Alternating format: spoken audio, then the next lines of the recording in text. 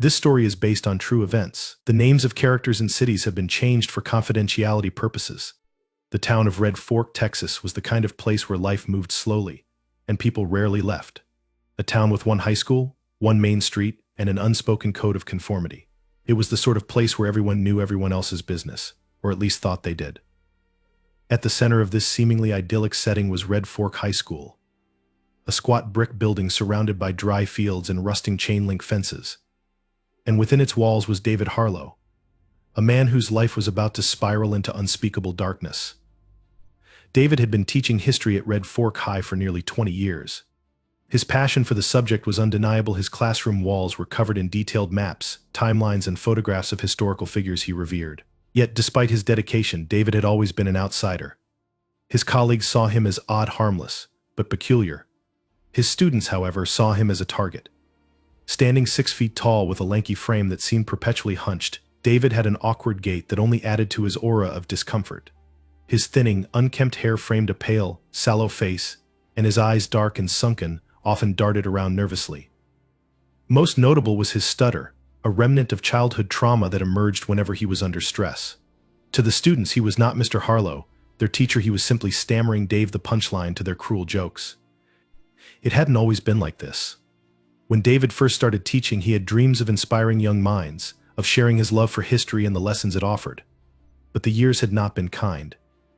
His enthusiasm dwindled as the students grew crueler, each new class seemingly more ruthless than the last. David had endured pranks, insults, and whispers behind his back. But the current group of students was different. They didn't just mock him, they relished in breaking him down. 15 of them, in particular, had turned tormenting him into a collective pastime. They sat at the back of his classroom, whispering, laughing, and sharing memes they'd made of him. They'd capture unflattering pictures of him on their phones, adding exaggerated captions that mocked his nervous habits or his eccentric mannerisms. David was no stranger to humiliation. As a child, he had been relentlessly bullied, his stutter earning him the nickname Broken Record. His father, a strict and unyielding man, had only made things worse. Stand up for yourself, he would bark, as if it were that simple. But David never could. He withdrew into books, finding solace in the stories of the past, stories where battles were won, heroes triumphed, and villains faced justice. Yet no matter how much he immersed himself in history, he couldn't escape the reality of his own life. Now at 45, the past seemed to repeat itself, but worse. These were no longer children mocking a boy, these were teenagers, sharp and merciless, dismantling the last threads of dignity he clung to. They ridiculed his lessons, vandalized his car, and once even filled his desk drawer with dead insects. When David reported the incidents, the principal, a tired man named Charles Bennett, dismissed them as kids being kids. "Just don't take it personally," Bennett had said with a patronizing smile. But how could he not? How could anyone not take it personally when they became the focal point of such sustained cruelty? David began to change. His once meticulously pressed shirts grew wrinkled, his eyes, already weary, now carried a haunted look. He stopped shaving regularly, and his stutter worsened. The few teachers who had once made polite attempts at conversation now avoided him, uncomfortable with his increasingly erratic demeanor.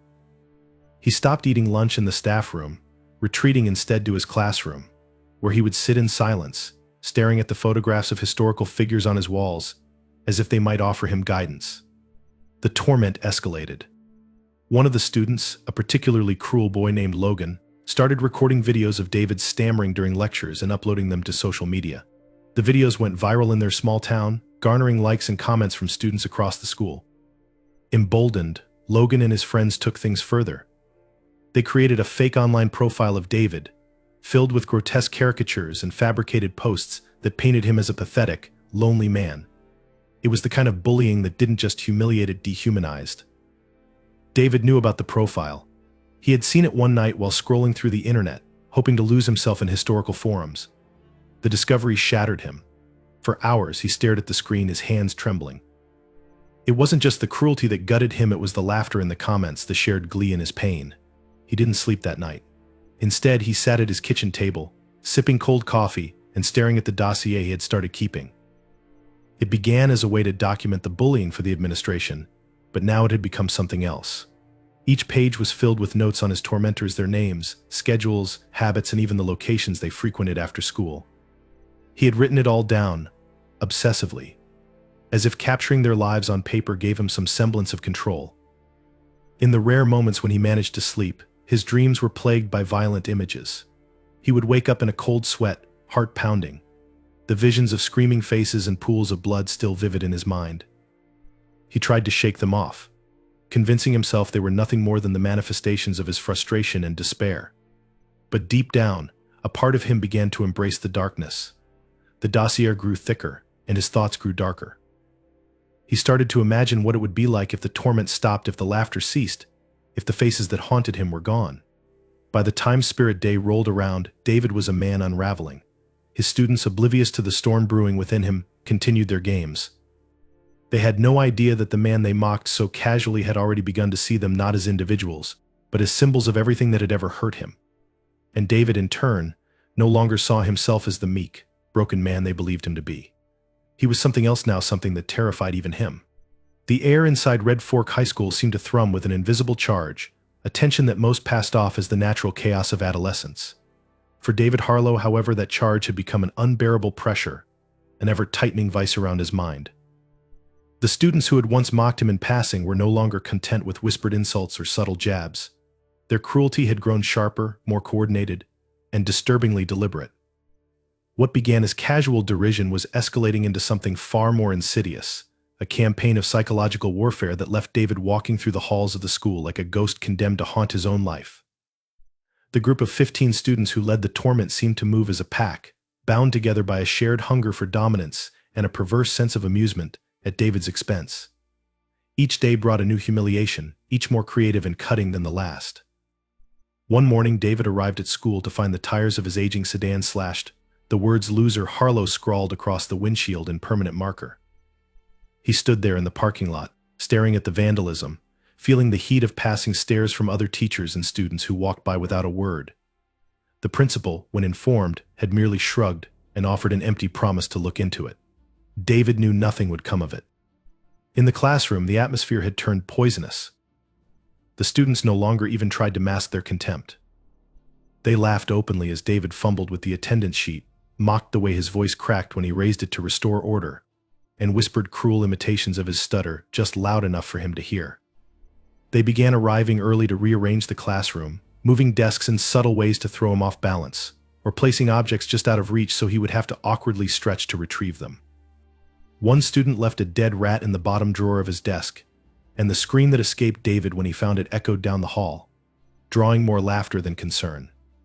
What made it worse was the technology. This generation of tormentors had tools at their disposal that David's childhood bullies never did. Smartphones became weapons, capturing every awkward moment, every stammer, every instance where David's control slipped. The videos circulated within minutes, spreading across social media platforms like wildfire. One particularly cruel clip showed David struggling to erase a board where someone had written failure in thick, red marker. The students had switched out the dry erase markers with permanent ones, and the sight of David's frantic scrubbing, the red ink refusing to budge, became a meme shared not only among students but horrifyingly among adults in the town. David discovered the clip when he overheard a cashier at the local grocery store joking about it with a customer. The torment followed him outside of school. His once quiet evenings, spent reading or working on lesson plans, were now interrupted by anonymous phone calls and texts filled with taunts. Someone had found his address and sent him pizzas he hadn't ordered, laughing through the window as he refused to pay the confused delivery driver. His porch was egged nightly, and crude notes were left taped to his door. One night, as he sat in his living room, he noticed a laser pointer flickering on the wall. Looking outside, he saw a group of teenagers standing at the edge of his property, pointing and laughing. They scattered when he stepped outside, but the damage was done. His home, once his sanctuary, now felt as hostile as the school. The group's ringleader, Logan, seemed to take particular pleasure in David's unraveling. Logan was charismatic in a way that masked his cruelty, a golden boy whose charming smile and good looks shielded him from consequences. He had the other 14 students wrapped around his finger, orchestrating the bullying with the precision of a conductor leading an orchestra. It was Logan who started the fake social media profile, who doctored photos of David into grotesque caricatures, and who once snuck into the classroom after hours to replace all the posters on David's walls with crude images mocking him.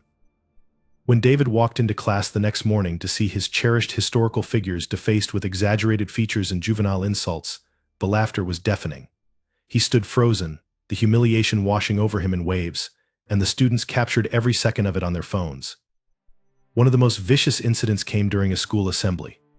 It was Spirit Day, a tradition meant to celebrate school pride and unity, but for David it became another stage for his humiliation. The students had prepared a video presentation, ostensibly a lighthearted montage of life at Red Fork High. To his horror, halfway through the presentation, the video cut to a clip of him sitting alone in his empty classroom, muttering angrily to himself.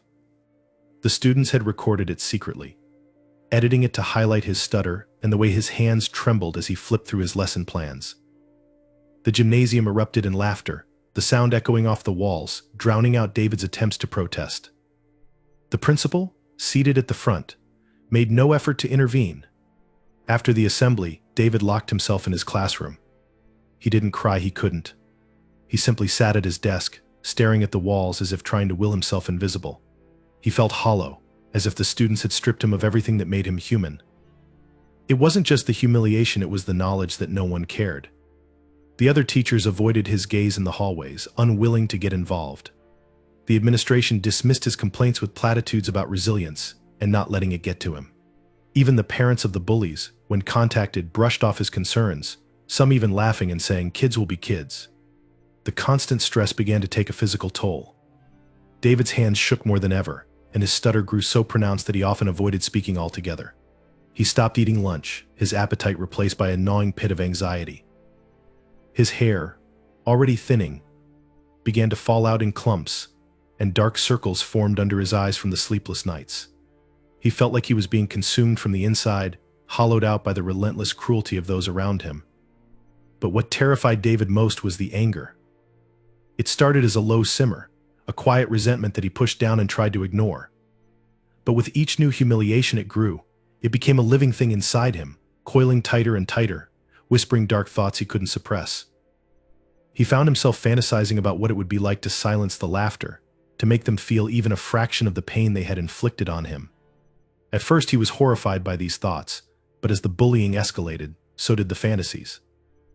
He began to imagine the details, how he would confront them, how he would make them see him not as a joke, but as something to be feared. David's breaking point came one Friday afternoon when he returned to his classroom after stepping out for a few minutes. The students had turned over his desk, scattering its contents across the floor.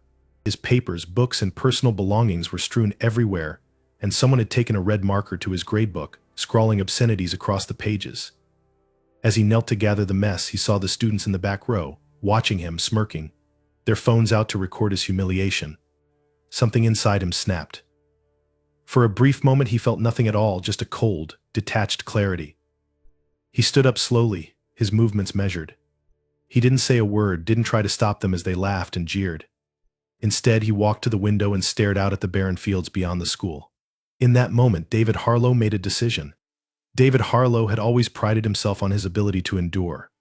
In his 45 years, he had weathered the storms of humiliation, rejection, and solitude with a quiet resignation that often felt like strength. But endurance, like any material under constant strain, has its limits. By the time November rolled into Red Fork, David's mind was fraying. Each morning as he stared at himself in the bathroom mirror, he felt less like a person and more like a fragile shell, cracking under the relentless weight of his life. The mirror itself had begun to warp under the humidity of the poorly ventilated room, distorting his reflection into something monstrous, something he could no longer recognize. The day began like so many others, a dull gray sky casting the school in an oppressive light, a cold wind rattling the loose panes of his classroom windows. The students filed in, their voices loud and chaotic, drowning out any sense of order before the first bell even rang. David stood at the front of the room, his hands clasped together, his knuckles white with tension. He had long since given up on the idea of command. The class was theirs, and he was little more than a prop in their theater of cruelty. By third period, the first real humiliation of the day struck. Logan, the ringleader, had smuggled in a Bluetooth speaker and hidden it in the supply cabinet.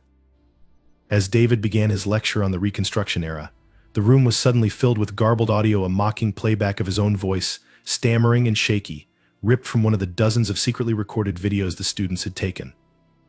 The class erupted in laughter, some students pounding their desks, others doubling over in their seats. The sound was deafening, drowning out David's protests as he stumbled toward the source of the noise, fumbling with the lock on the cabinet. The laughter followed him even as he managed to stop the recording. It echoed in his ears long after the class ended, a relentless refrain that repeated over and over in his mind. He felt their eyes on him all day, watching, waiting for his next mistake. His every movement, every nervous twitch seemed magnified, dissected by their cruel gaze. By the time lunch arrived, his nerves were raw, his hands shaking so violently that he couldn't hold a pen to grade the pile of quizzes on his desk. He decided to skip the cafeteria. The thought of sitting in that brightly lit room, surrounded by the muffled whispers and sidelong glances of his colleagues, was unbearable. Instead, he locked himself in his classroom and sat in silence, staring at the cluttered desk in front of him. The walls felt closer than usual, the air heavier, as if the room itself was conspiring to suffocate him. He closed his eyes, willing himself to calm down, but the laughter from earlier still played in his head.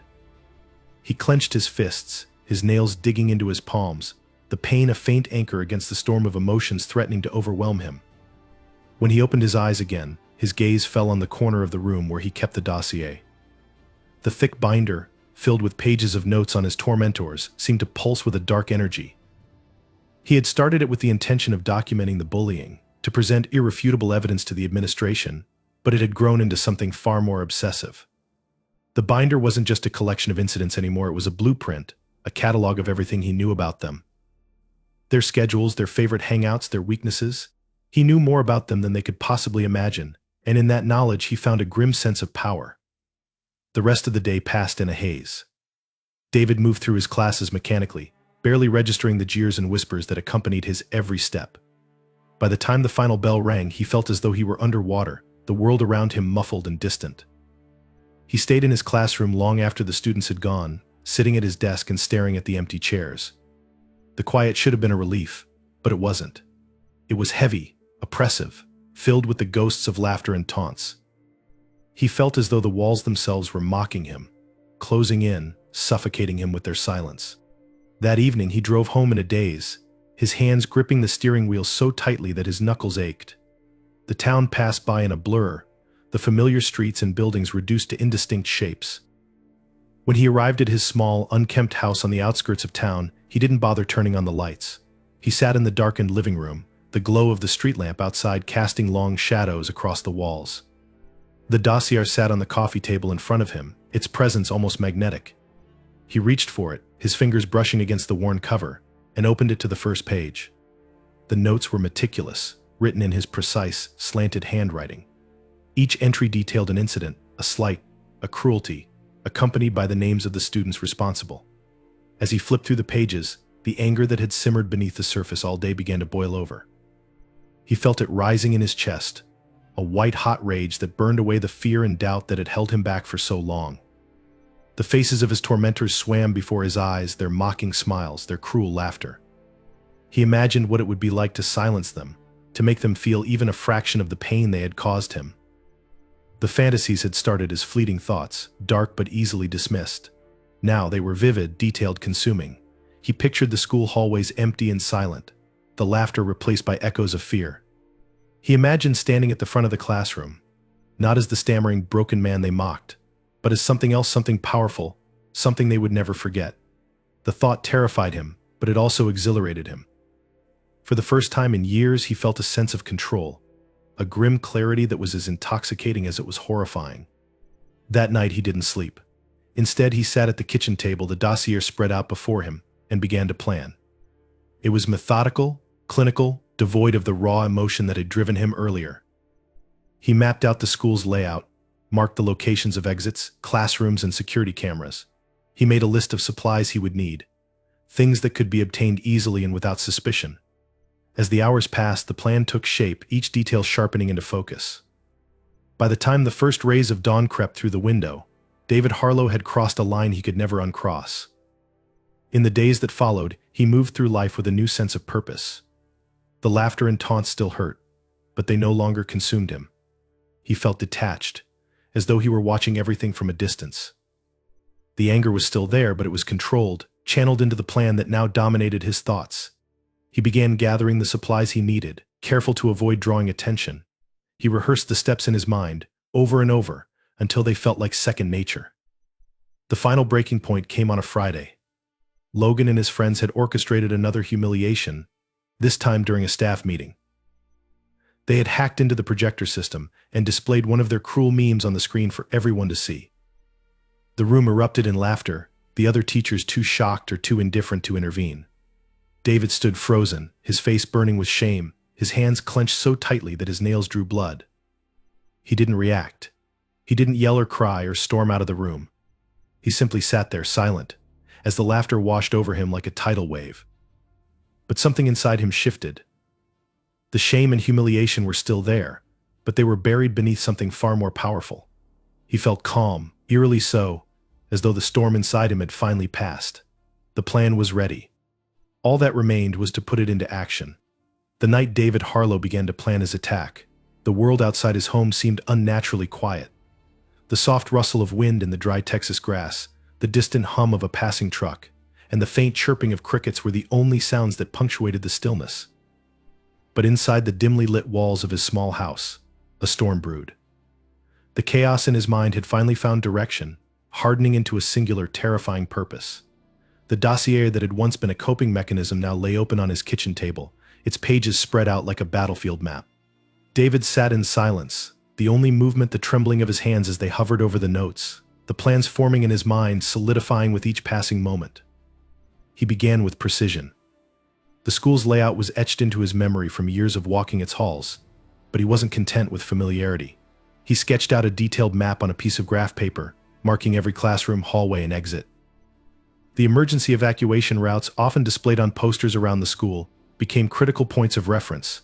He noted the locations of fire alarms, security cameras, and the janitor's storage closet, which housed tools and cleaning supplies that might prove useful. Every detail mattered, every inch of the building had to be accounted for. David's planning was meticulous, almost obsessive. He spent hours poring over the schedule he had copied into his dossier, noting when his tormentors were in class, which rooms they occupied, and even their typical seating arrangements.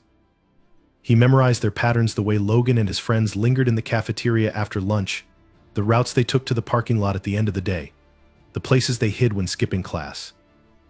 He needed to ensure there were no variables, no unexpected shifts in their routines that could disrupt his plan. He double-checked everything, his mind racing with contingency scenarios for every possible complication. Supplies became the next focus of his obsession. He began small, purchasing items that wouldn't arouse suspicion: duct tape, zip ties, gloves, and a black duffel bag to carry everything. He paid in cash, avoiding leaving a digital trail, and bought from different stores across neighboring towns to prevent patterns. Each item was carefully stored in the basement of his house, a space he rarely used but now transformed into a makeshift armory. Over time, the pile grew, a stark, silent testament to the darkness overtaking him. The firearms came next. In Texas, obtaining guns was disturbingly easy. David already owned a shotgun, an inheritance from his father that had sat unused for years in a locked cabinet. It was a clunky, unwieldy thing, more suited for hunting than what he had in mind. He decided he needed something more precise, more efficient. A trip to a local gun show provided exactly that. Surrounded by booths displaying an arsenal of deadly weapons, David moved with purpose, his demeanor calm and unremarkable. He purchased a semi-automatic rifle and a handgun, both with a high-capacity magazine, along with boxes of ammunition. The transaction was quick, the seller asking no questions beyond those required by law. To anyone watching, he was just another middle-aged man exercising his Second Amendment rights. In the days that followed, he practiced. He drove to an isolated field miles outside town, where the sound of gunfire would go unnoticed. There, he set up makeshift targets, cans, bottles, and pieces of wood, and spent hours honing his aim. At first, his hands shook with every shot, the weight of the weapons unfamiliar and intimidating. But as the days turned into weeks, the shaking stopped. His aim grew steadier, his movements more confident. The recoil that once startled him became second nature, the sharp crack of each shot less jarring.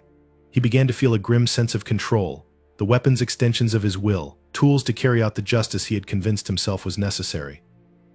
The plan itself evolved with each passing day, growing more intricate as David refined it. He decided on the date carefully, choosing Spirit Day for its symbolic weight. It was a day of celebration, of unity, a day when the entire school would be distracted by the festivities. The chaos of the event would make it easier to move unnoticed, to catch his targets off guard. He envisioned the scene in his mind repeatedly, each detail playing out with chilling clarity. He would arrive early, blending in with the other teachers, as if it were any normal day. He would wait until the assembly began, when the students were gathered in one place, their laughter and cheers masking the first sounds of what was to come. David's preparations extended to his appearance. He purchased dark clothing, functional and unremarkable, designed to make him blend into shadows. He shaved his patchy beard, cutting away the signs of neglect that had marked him for months. His reflection in the mirror was almost unrecognizable, the disheveled, haunted man who had stared back at him for so long, replaced by someone cold, calculating, and utterly devoid of fear. The transformation unsettled him, but it also strengthened his resolve. This was who he needed to be to finish what he had started. His evenings were spent rehearsing every step of the plan, committing it to memory until it became an unbreakable script. He paced his living room, reciting the sequence of events under his breath, imagining each moment in vivid detail. He accounted for everything: the timing of the fire alarms he planned to pull to confuse the evacuation, the routes he would take to ensure no one escaped before he was ready, the order in which he would confront his tormentors. He even calculated the amount of ammunition he would need, ensuring he had enough to finish the job without delay. Despite the meticulous nature of his planning, doubts occasionally crept in.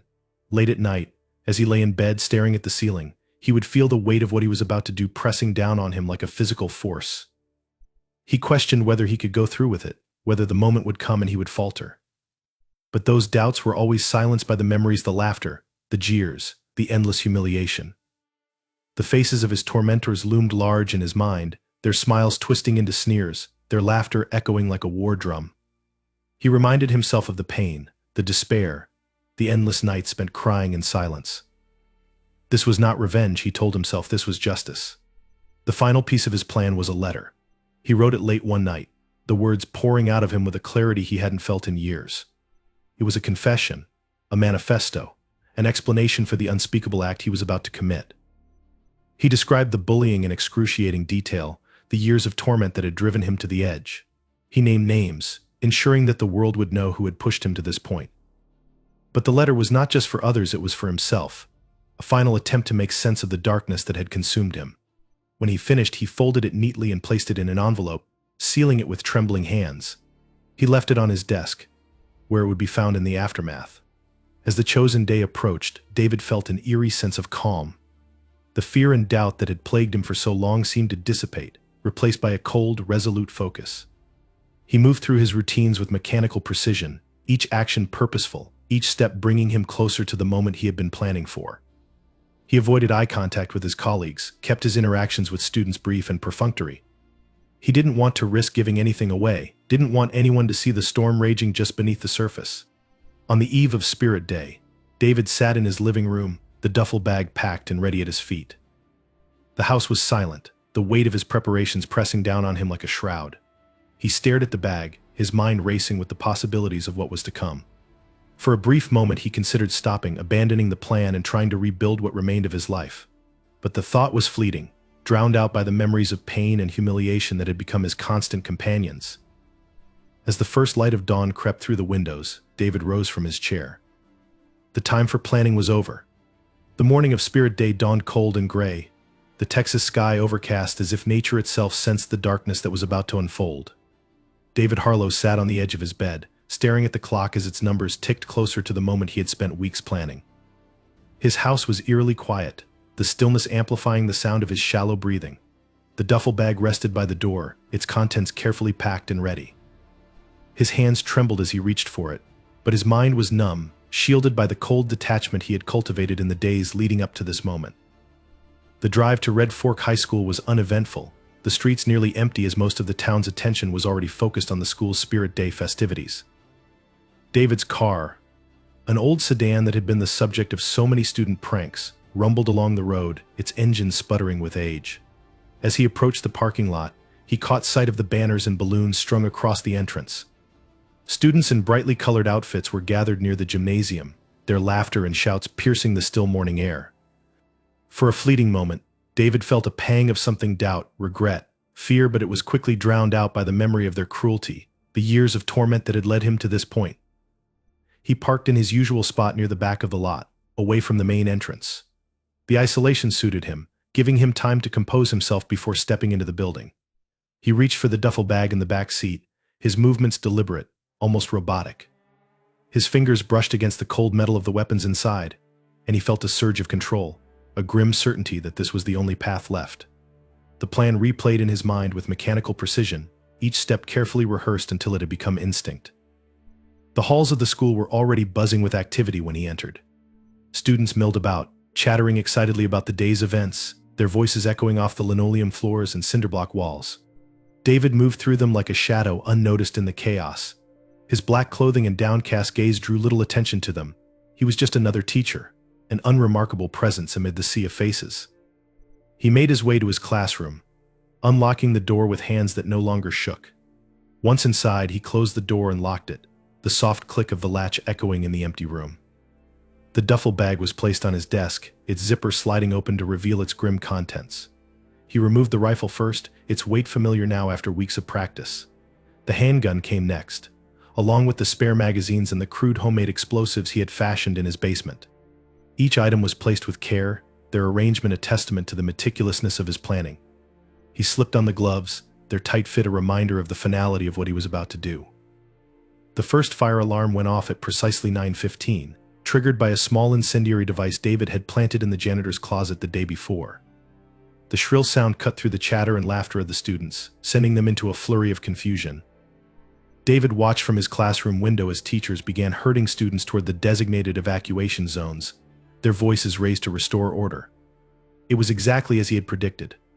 The chaos played into his hands, distracting the staff and giving him the cover he needed to move.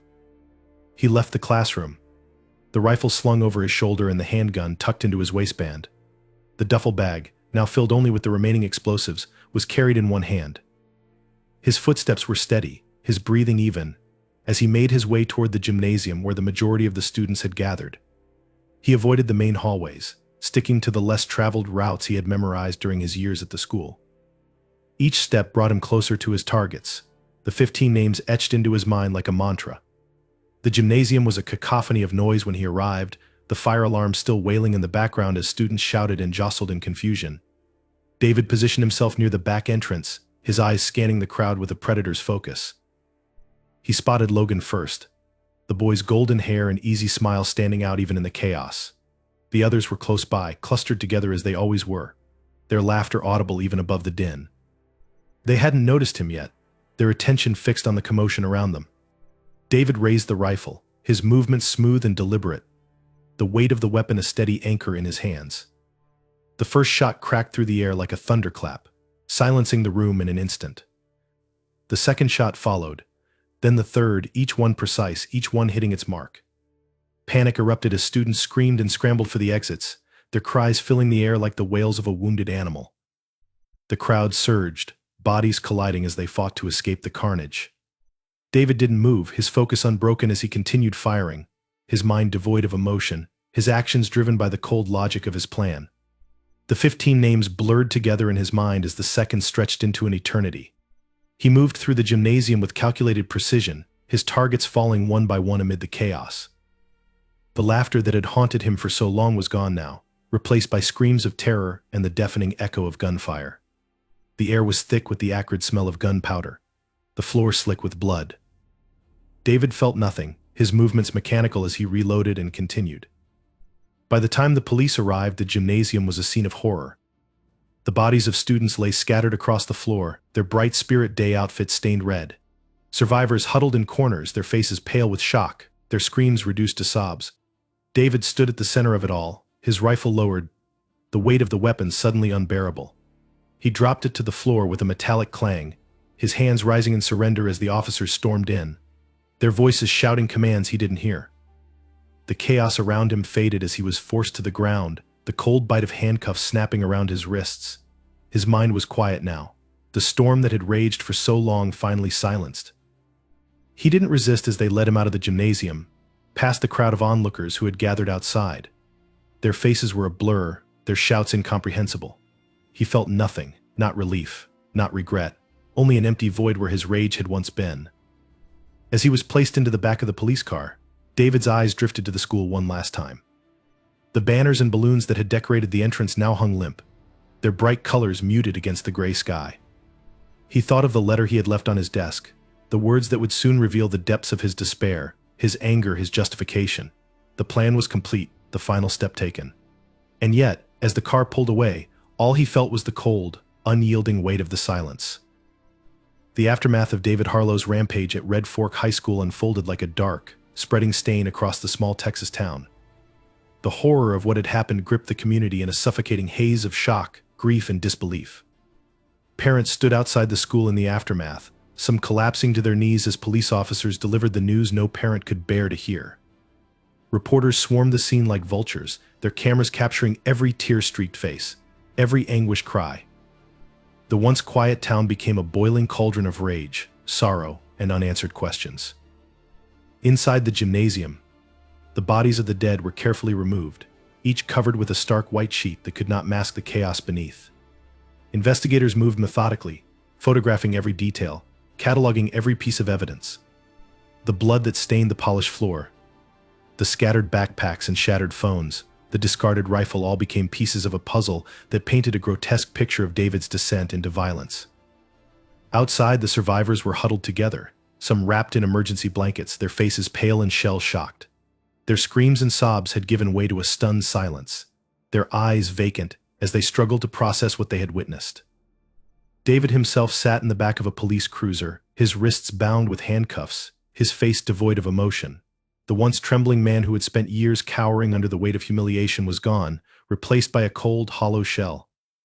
He had surrendered without resistance, walking into the hands of the officers with a calm that unnerved even the most seasoned among them. As they drove him to the station, he stared out the window, his expression unreadable. The words he had scrawled in his letter echoed in his mind, a grim justification for the unspeakable acts he had committed. The letter was discovered later that evening, left neatly on David's desk in his locked classroom. Written in his precise, slanted handwriting, it spanned several pages.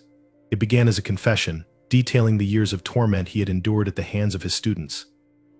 He wrote of the relentless bullying, the mockery, the isolation, and the deep scars it had left on his psyche. Each paragraph dripped with pain and bitterness, a raw, unfiltered account of a man pushed beyond his breaking point. But as the letter progressed, it transformed into something darker. It was not merely an explanation but a manifesto, a twisted rationale for why he believed his actions were necessary. David named each of his 15 victims explicitly, describing the roles they had played in his torment with chilling detail. He recounted the pranks, the insults, the viral videos that had reduced him to a laughingstock. He wrote of Logan's smirk as he orchestrated the cruelty, of the laughter that echoed through the classroom as his dignity was stripped away piece by piece. In his mind, this was justice, not murder. He described his attack as a reckoning, a way to balance the scales in a world that had ignored his suffering for too long. "If no one will listen," he wrote, "then I will make them hear me." When the letter was made public, it ignited a firestorm of controversy. The media descended on Red Fork, turning the tragedy into a nationwide spectacle. News anchors dissected every line of David's manifesto, their voices heavy with a mix of outrage and morbid fascination. The town became the center of a cultural debate that polarized the nation. On one side were those who condemned David as a monster, a calculating killer who had robbed families of their children in an act of senseless violence. On the other were those who viewed him as a symptom of a broken system, a man whose suffering had been ignored until it exploded in the most horrific way imaginable. The school itself became a grim monument to the tragedy. Classes were canceled indefinitely, the building surrounded by a chain-link fence as investigators combed through every inch of the crime scene. Flowers and candles began to pile up outside the gates, a growing shrine to the lives lost. Photos of the victims were taped to the fence, their smiling faces a haunting contrast to the horror of their deaths. Yet amid the mourning, a darker undercurrent began to emerge. Anonymous notes were left among the tributes, some expressing sympathy for David, others lashing out at the administration for allowing the bullying to go unchecked. "You let this happen," one note read. "You ignored the warning signs, and now we all pay the price." The survivors of David's attack carried their own scars, both physical and emotional.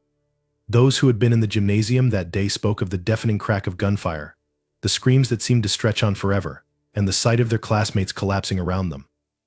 Many were unable to return to school, their trauma too fresh, their memories too vivid. Counseling services were overwhelmed as students and parents alike sought answers for something that seemed impossible to comprehend. The school's principal, Charles Bennett, resigned in the wake of the attack, his face gaunt and his voice trembling as he addressed the media. "We failed," he said simply, his words offering little comfort to a community searching for someone to blame. The trial of David Harlow became a national spectacle, broadcast live on television and dissected endlessly by pundits and psychologists. Prosecutors painted him as a cold-blooded killer, a man who had planned his attack with chilling precision and executed it without remorse. The defense argued that David was a broken man, pushed to the brink by years of relentless bullying and institutional neglect. Witnesses took the stand, including survivors who described the torment David had endured and the cruelty of the students he targeted. Teachers spoke of his isolation, his increasingly erratic behavior, and their own failures to intervene. Psychologists testified about the effects of prolonged bullying, describing how it could erode a person's sense of self until only anger and despair remained. The parents of the victims filled the courtroom each day, their grief palpable. Some wept openly as the details of their children's final moments were recounted, while others sat in stony silence, their faces etched with a pain that words could not capture. But the trial also drew others advocates for mental health reform, anti-bullying activists, and even those who viewed David as a tragic figure rather than a villain. The courtroom became a microcosm of the larger debate raging across the country, a clash of perspectives that revealed the fractures in society's understanding of violence, justice, and accountability. As the trial dragged on, David remained largely silent, his expression unreadable as he listened to the arguments on both sides. When he was finally given the chance to speak, his words were chilling in their simplicity. He did not apologize, nor did he beg for forgiveness. Instead, he spoke of the years of pain that had led him to that moment, his voice steady as he described the hopelessness that had consumed him. "I didn't wake up one day and decide to do this," he said. "It was built piece by every laugh, every insult, every time someone turned away when I needed help." In the end, David was found guilty on all counts and sentenced to life in prison without the possibility of parole. The verdict brought little solace to the families of his victims, nor did it quiet the larger debate his actions had ignited. Red Fork remained a town divided, its wounds still fresh, its future uncertain. The school eventually reopened, but it was forever changed. Metal detectors were installed, security guards patrolled the hallways, and the specter of what had happened lingered like a shadow over every corner of the building. David himself became a figure of infamy, his name etched into the annals of American tragedy. For some, he was a cautionary tale, a reminder of the dangers of ignoring the warning signs of violence. For others, he was a symbol of a system that had failed not only him but also the students whose lives he had taken. In the end, the question that haunted everyone's survivors, families, and the nation at large was not just why he had done it, but whether it could have been prevented. The answers, like the lives lost that day, remained forever out of reach.